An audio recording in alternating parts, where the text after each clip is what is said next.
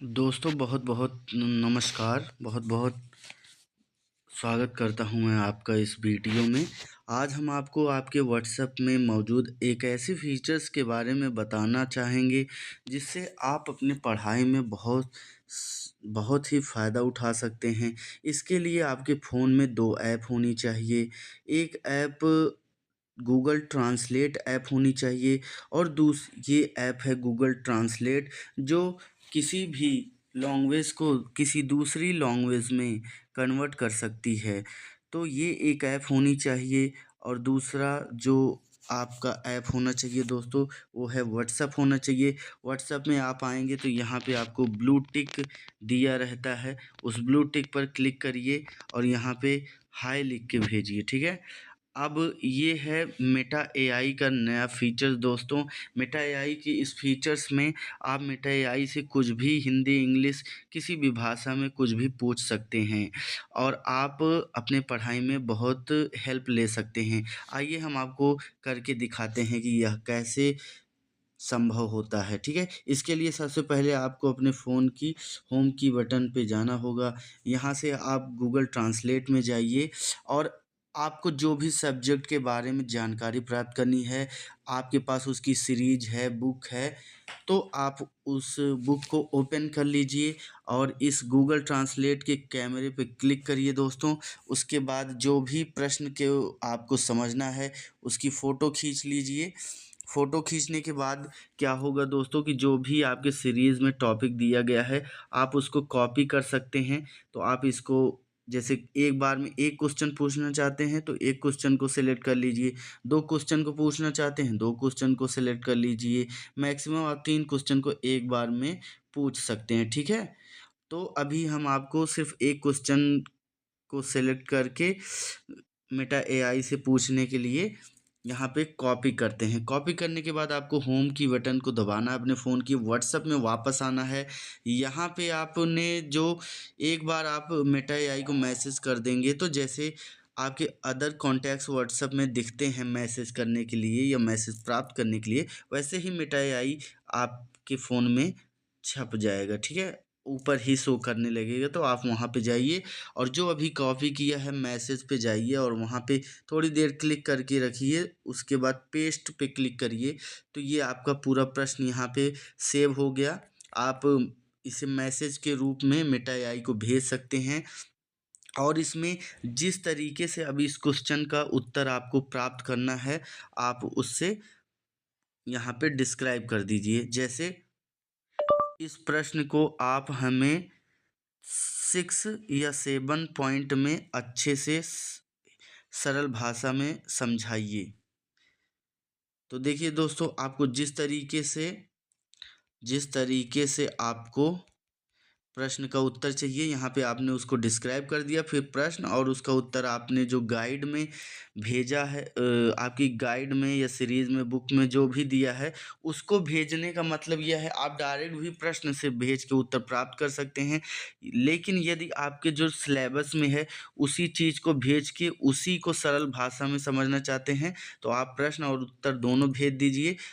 Meta AI आपको उस उत्तर को क्या करेगा कि उसे संक्षिप्त और सरल भाषा में करके देगा। अब हमने मैसेज टाइप कर लिया है, अब हम मेटा एआई को यह प्रश्न भेज रहे हैं। देखिए, जैसे ही हमने प्रश्न भेजा, मेटा एआई ने अपना काम करना चालू किया। यहाँ पे उन्होंने हमारे इस प्रश्न आरंभिक स्तर पर पठन के उद्देश्य बताइए को उन्होंने देखिए हेडिंग वाइज कर दिया। शुद्ध उच्चारण, शब्द भंडार में वृद्धि, उसके बाद है अभिव्यक्ति कौशल, बौद्धिक विकास, विराम चिन्हों का प्रयोग, प्रवाहपूर्ण पढ़ना। तो यदि उसके बाद है भाषा कौशल, यहाँ पे हम देखेंगे कि 1-2 उसके बाद 1-2-3-4, तो यहाँ पे इन्होंने पॉइंट वाइज सीरीज में थोड़ा सा मिस्टेक किया है। जो भी गलती किया है आप मेटा एआई से बोल सकते हैं। मेटा एआई आपने पहले 1 और 2 पॉइंट को बताया, फिर से आप मेटा एआई आपने पहले 1 और 2 पॉइंट को बताया, फिर से 1-2 पॉइंट को आपने बताया। आप टोटल 7 पॉइंट बताइए।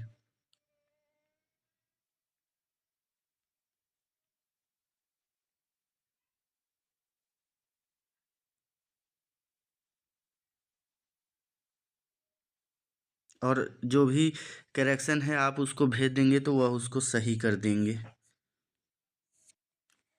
देखिए इन्होंने अब सही कर दिया है, पहला पॉइंट, दूसरा पॉइंट, तीसरा, चौथा, पांचवा, छठा पॉइंट और सातवां पॉइंट इन्होंने हमारे उस प्रश्न का यहाँ पे क्या किया था, सीरीज में गलती किया था। शुद्ध उच्चारण एक, फिर शब्द भंडार दूसरी हेडिंग थी, अभिव्यक्ति कौशल 3 होना था, तो ये फिर से 1 2 3, तो थोड़ा मिस्टेक यदि करता है तो आप उन जब मेटा को बता दोगे तो वो करेक्शन कर लेगा। यहाँ पे आरंभिक स्तर पर पठन के उद्देश्य निम्नलिखित हैं। इन्होंने जैसे ही हमने बताया कि उन्होंने कुछ गलती की थी, उन्होंने सही कर दिया, मेटा एआई ने उसको सही कर दिया। यहाँ पे पॉइंट वाइज हमें अपने प्रश्न का उत्तर मिल चुका है। जैसे शुद्ध उच्चारण, छात्रों को आरंभिक स्तर पठन के उद्देश्य, मतलब आरंभिक स्तर का मतलब होता है कि जब हम बच्चे पढ़ना स्टार्ट करते हैं तो पठन के क्या उद्देश्य होते हैं, तो निम्नलिखित उद्देश्य होते हैं। शुद्ध उच्चारण, छात्रों को शुद्ध उच्चारण करना सिखाना जिससे वे शब्दों को सही तरीके से पढ़ सकें। तो शुद्ध उच्चारण करना हमें बच्चों को सिखाना पड़ता है ताकि वो शब्दों को सही तरीके से और शुद्ध भाषा में बोल सकें। इसके लिए शुद्ध उच्चारण का ज्ञान कराना छात्रों को बहुत ज़रूरी होता है। ठीक है, नेक्स्ट हेडिंग देखो दोस्तों, शब्द भंडार में वृद्धि। तो छात्रों के शब्द भंडार में वृद्धि करना जिससे वे अधिक शब्दों को समझ सकें और उनका प्रयोग कर सकें। हमें विभिन्न विषयों के माध्यम से छात्रों के शब्द भंडार में वृद्धि करना होता है। जैसे हम एक सब्जेक्ट, एक विषय के बारे में छात्रों को जानकारी दे रहे हैं तो वह क्या करते हैं कि एक ही भाषा के शब्दों के बारे में अधिक जानकारी प्राप्त कर सकते हैं। किंतु यदि हम उन्हें क्या करें कि हम उन्हें अलग अलग विषयों की जानकारी देते रहें तो उनके शब्द ज्ञान भंडार में वृद्धि हो जाएगी। वह अधिक से अधिक विषयों के शब्दों को जान सकेंगे और उनके शब्द भंडार में वृद्धि होगी और उनकी समझ में भी वृद्धि होगी और उनके समझने और सोचने की, तर्क करने की क्षमता का विकास होगा। अभिव्यक्ति कौशल, अभिव्यक्ति कौशल का विकास करना 3 नंबर हेडिंग है। अभिव्यक्ति कौशल, अभिव्यक्ति कौशल का विकास करना जिससे छात्र अपने विचारों और भावनाओं को सही तरीके से व्यक्त कर सके। तो अभिव्यक्ति कौशल का अर्थ यह है कि हमें बच्चों को इतना मोटिवेट करना चाहिए, उत्साहित करना चाहिए कि छात्र अपने विचारों को, भावनाओं को सही तरीके से किसी भी व्यक्ति के सामने अच्छे से व्यक्त कर सके, प्रस्तुत कर सके, उन्हें किसी तरह का संकोच ना हो, हेजिटेशन ना हो। इसलिए अभिव्यक्ति कौशल का विकास करना अध्यापकों के लिए, छात्रों के विकास के लिए अति आवश्यक है। ठीक है, बौद्धिक विकास 4 नंबर हेडिंग, बौद्धिक विकास करना जिससे छात्रों की सोच और समझ में सुधार हो सके। जब छात्रों की बौद्धिक शक्ति का विकास करते हैं, उन्हें नए नए ज्ञान और शब्दों का परिचय कराते हैं तो उनके बुद्धि का विकास होता है, उनके बौद्धिक सोचने के, तर्क करने की क्षमता का विकास होता है, जिससे छात्रों की सोच और समझ में सुधार होता है। वह अधिक अच्छे तरीके से सोच सकते हैं और उनको चीज़ों को समझने में सहायता होती है। तो 5 नंबर है विराम चिन्हों का प्रयोग। विराम चिन्हों का सही प्रयोग करते हुए पढ़ना सिखाना जिससे छात्रों को पढ़ने में आसानी हो सके। विराम, किसी भी विषय को समझने के लिए, पढ़ने के लिए हमें विराम चिन्हों का प्रयोग का ज्ञान होना बहुत ही आवश्यक होता है, क्योंकि विराम चिन्हों के प्रयोग से वाक्य बहुत ही आसान और उसके अर्थ बदलते रहते हैं। इसलिए हमें विराम चिन्हों का सही प्रयोग करना और उन्हें विराम चिन्हों, जिन वाक्यों में विराम चिन्ह लगे हुए हैं उन्हें किस तरीके से पढ़ना है, इसे समझने के लिए छात्रों को विराम चिन्हों का उचित ज्ञान देना अध्यापकों के लिए बहुत ज़रूरी होता है। ठीक है, नंबर 6 है प्रवाहपूर्ण पढ़ना। प्रवाहपूर्ण विधि से पढ़ने की क्षमता उत्पन्न करना जिससे छात्रों को पढ़ने में आनंद आए और वे अधिक पढ़ने के लिए प्रेरित हों। प्रवाहपूर्ण पढ़ना, प्रवाहपूर्ण विधि से पढ़ने की क्षमता उत्पन्न करना।